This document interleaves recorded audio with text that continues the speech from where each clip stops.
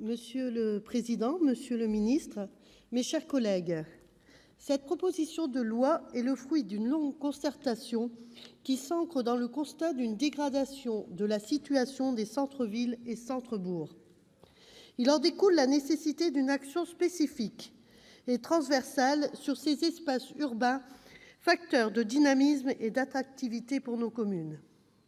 Développement des surfaces commerciales en périphérie, e-commerce, départ ou fermeture pure et simple des services publics, des services au public, en matière d'offre de soins par exemple, recul de l'offre culturelle sont quelques-unes des principales causes de désaffection de ces centres-villes. S'y ajoute un phénomène général de métropolisation urbaine, d'hyperconcentration, métropolisation et d'une désertification des zones rurales et périphériques.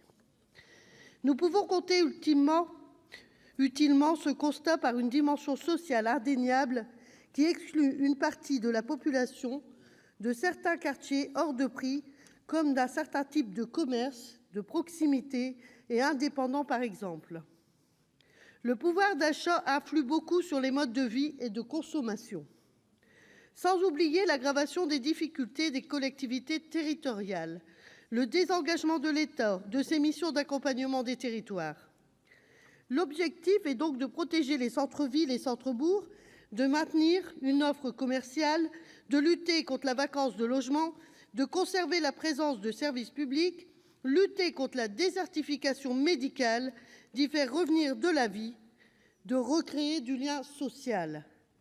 Sans négliger l'enjeu écologique afin d'éviter le mitage des terrains naturels et de lutter contre l'étalement urbain.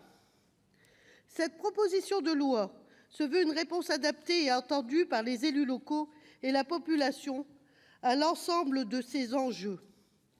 Une réponse qui souhaite donner les outils aux collectivités territoriales, quelle que soit leur taille, en leur laissant la main, à l'opposé de la logique recentralisatrice du plan gouvernemental Cœur de ville. Et vous connaissez notre attachement à la maîtrise par les élus locaux eux-mêmes de leur urbanisme comme un élément de libre administration territoriale.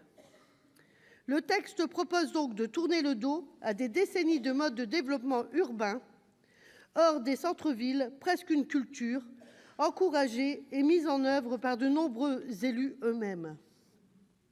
Il est parfois plus facile, il faut bien le reconnaître, moins onéreux, de construire sur des terrains en périphérie que de densifier ou réhabiliter en centre urbain.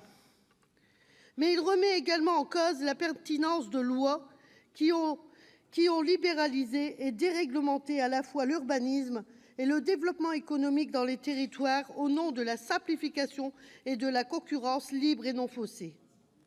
Celle de choix politiques d'austérité et de réduction de dépenses publiques qui ont installé cette hypermétropolisation et l'abandon des territoires fragiles et enclavés. Sur le fond, nous partageons la plupart des dispositions qui donnent aux collectivités des outils afin de maîtriser leur développement et de lutter contre la multiplication des surfaces commerciales en zone périphérique. Nous sommes ainsi favorables à la création d'une agence nationale des centres-villes et des centres-bourgs et à la définition de périmètres d'opérations de sauvegarde économique et de redynamisation. Nous partageons la volonté d'une meilleure maîtrise de l'urbanisme commercial, le rôle renforcé pour les schémas directeurs sur ces questions, les mécanismes d'autorisation d'installation commerciale permettant un meilleur contrôle. Pour ce qui est des mesures dites fiscales, nous sommes favorables à ce que les entrepôts, drive, soient plus mis à contribution.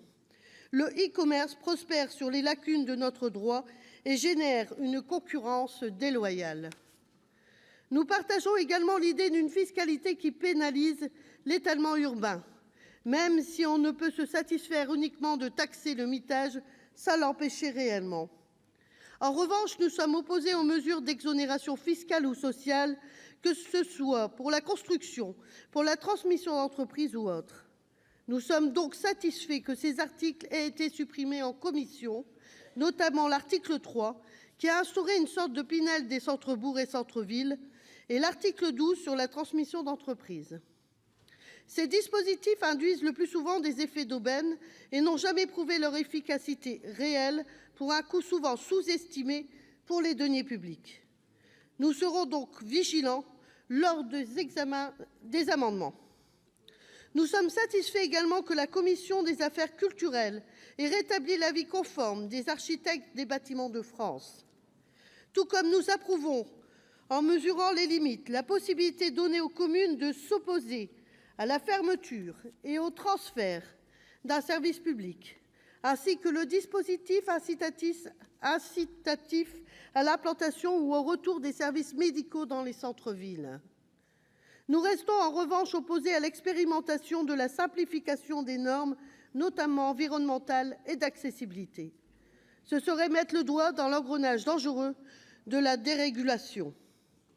Pour finir, je rappellerai un sondage récent dans lequel les habitants ont formulé 3 priorités en matière d'aménagement des centres-villes: la piétonisation des rues, les commerces alimentaires et les transports en commun.